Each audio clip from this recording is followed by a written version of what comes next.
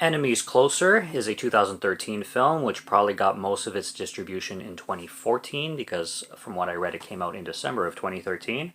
And this is starring Jean-Claude Van Damme and is directed by Peter Hyams. And Peter Hyams is also the director of Time Cop and Sudden Death, also starring Jean-Claude Van Damme. So this is his third movie with Jean-Claude. And this film is a wild ride. It's B movie glory. Okay, I put bad movie aficionado on the thumbnail because I always do, and I'm not gonna like. This is an awesome bad movie. This is the type of this is the type of B film that is on high level B film. This is creme de la creme bad movie aficionado right here. This is the stuff that you go.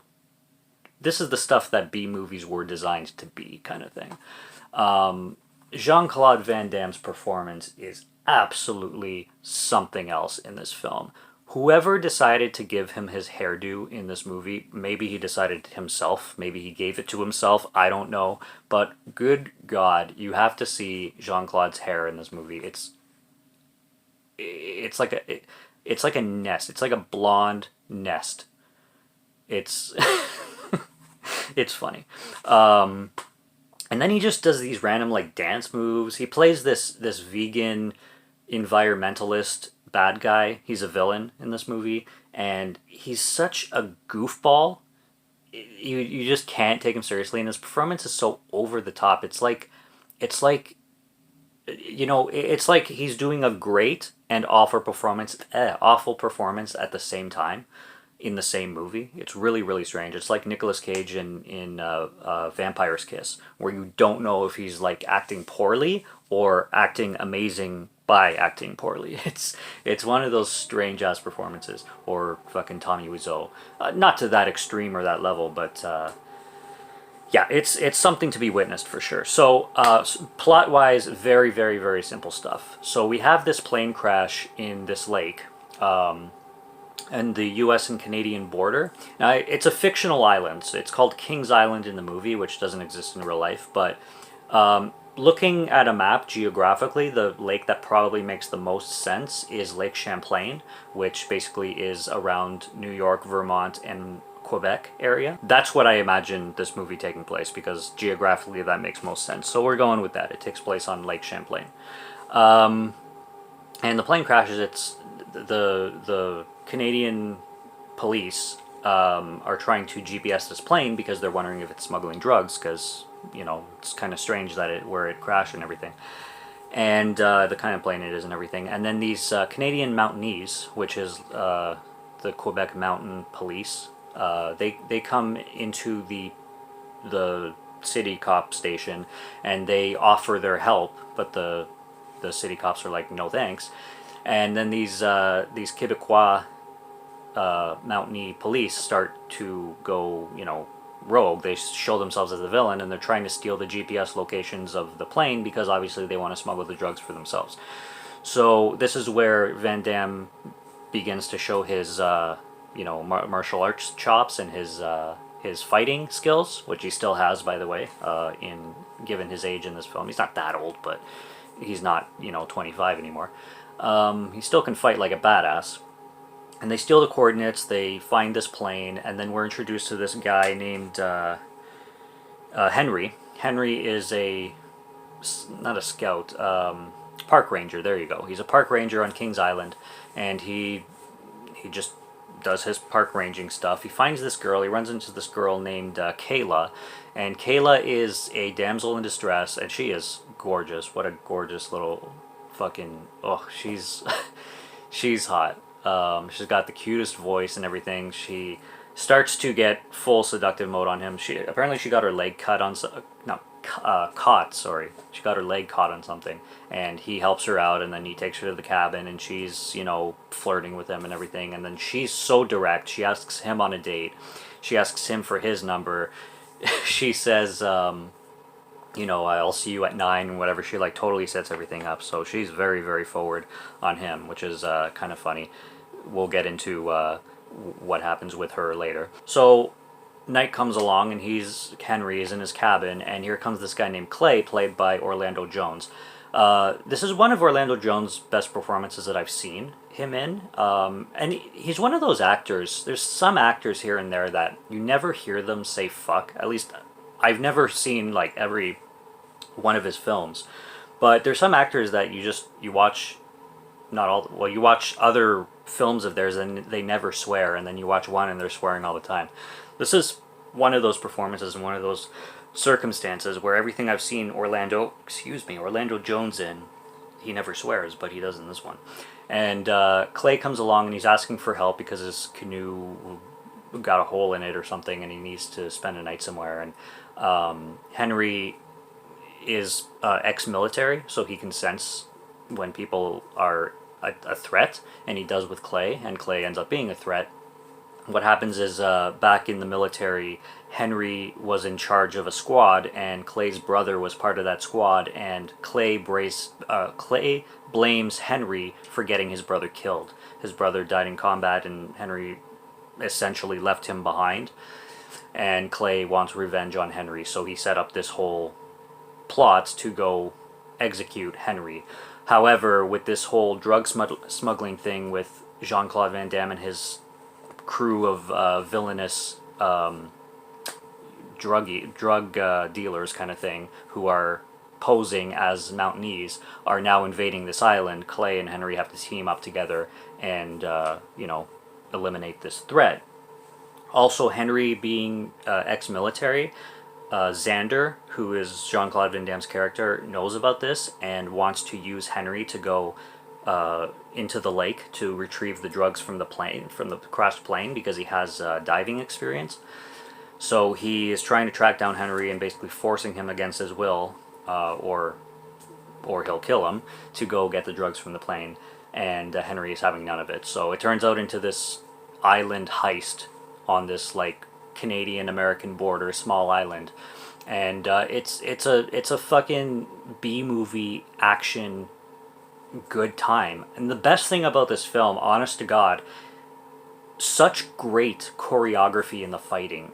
There's a fight between Clay and Henry in the cabin that is just amazing, and the combination of the choreography and the camera skills. Whoever was behind the cameras is amazing. The way they move those cameras and have the fight scene go on, it's really good. It's exceptionally good for a film of this caliber. Like, it's really, really well done. The action scenes are really, really shot well. In the climax, there's a scene where Xander and Henry are fighting in a giant tree, and they're literally like climbing branches and everything, and that's shot well. There's this fight between was it Henry or was it Clay? I'm forgetting now, but him and Henry and Saul. Yeah, Henry and Saul. Saul is another one of the villains. That fight is choreographed beautifully. The fighting is the best part of this film. The way it's choreographed, it's a really, really well executed action movie, hands down. I mean that. It's so good. There is this hermit that lives on the island. I didn't get his name, but he's this old guy, and he basically wants to be kept to himself, or keep to himself.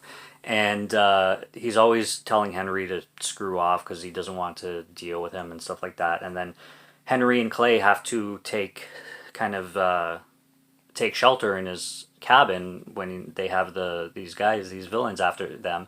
And this hermit wants to play the hero. He has a rifle, and he could like use the windows to shoot down these bad guys. But no, he wants to play full on hero. He runs outside. He just gets his rifle ready, fully open, and then there's like 4 guys that just shoot him down. And then he drops to his knees, and he's just sitting there. He's not moving, on his knees. And I'm like, did he die that way? What the fuck is going on? They come out. The villains are gone.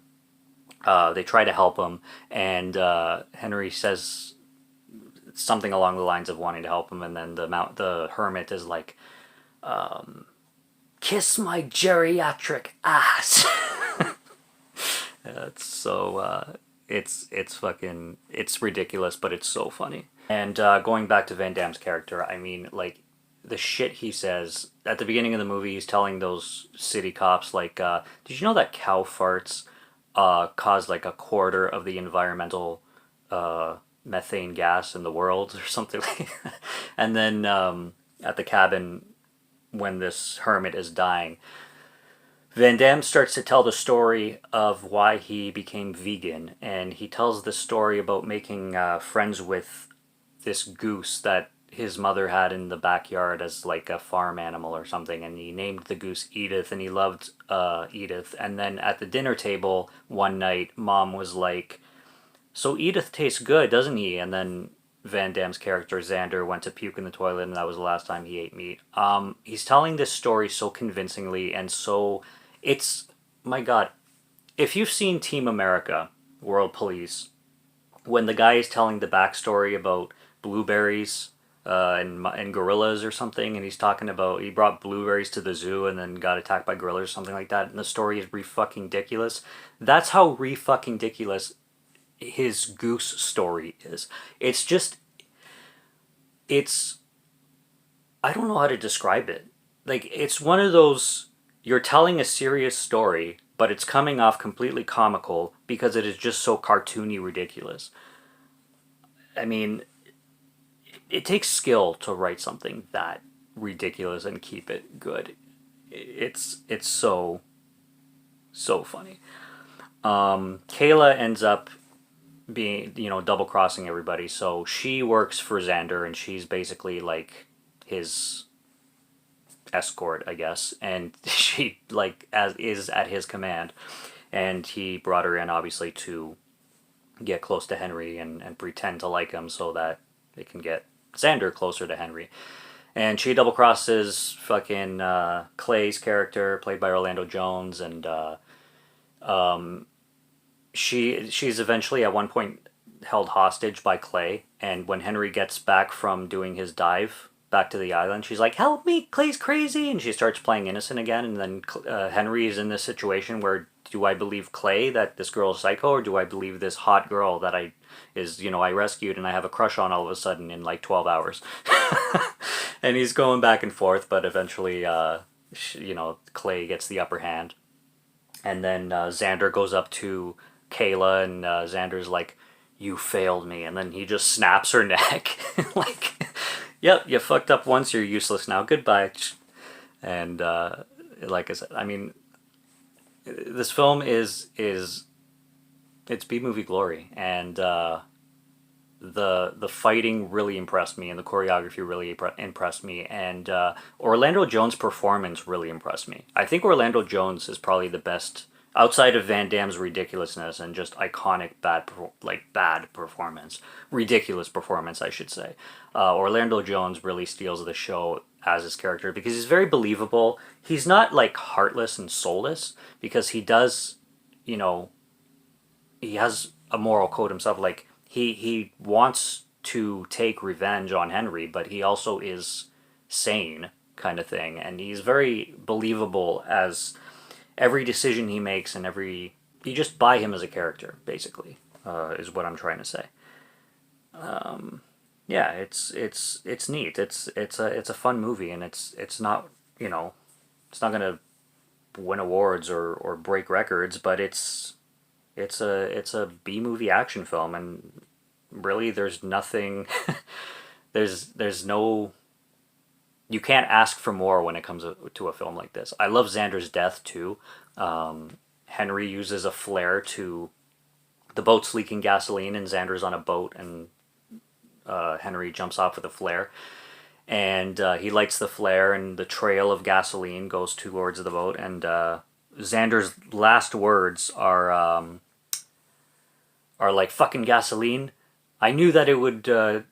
I knew it would be terrible for the environment," or something like that. And then he just does this like hysterical, evil, psychotic laugh. He's like, "Ah!" Even though he knows he's about to die in like 2 seconds. He's like, "Ah!" And then he just fucking blows up. Yeah, it's campy, corny, amazing fun, and it should be checked out. I've actually never seen Time Cop or Sudden Death, which is a shame. I'm trying to watch as many and collect as many Van Damme films as I can because I love Van Damme, the good and the bad. Same with Dolph Lundgren. I'll just get any of their films because anything they're in, they already add the charm to. So Jean-Claude Van Damme is no different, and this is like on the upper half of his quote-unquote bad movies, but I wouldn't even call this a bad film. It's just it's the best So Bad It's Good film. It's on that. It's like a 10 out of 10 when it comes to So Bad It's Good. It's cheesy, corny, campy, schlock, not schlock, but goodness that has to be experienced, and it's just a good, fun piece of action. So simple as that. Subscribe to Morgan Film Fan if you like to listen to my voice or if you like my film reviews. I'll be back with more soon, so stay tuned for that. Check out what's on the channel already. Stay tuned for what's coming until next review. Have a good one. Take care and cheers.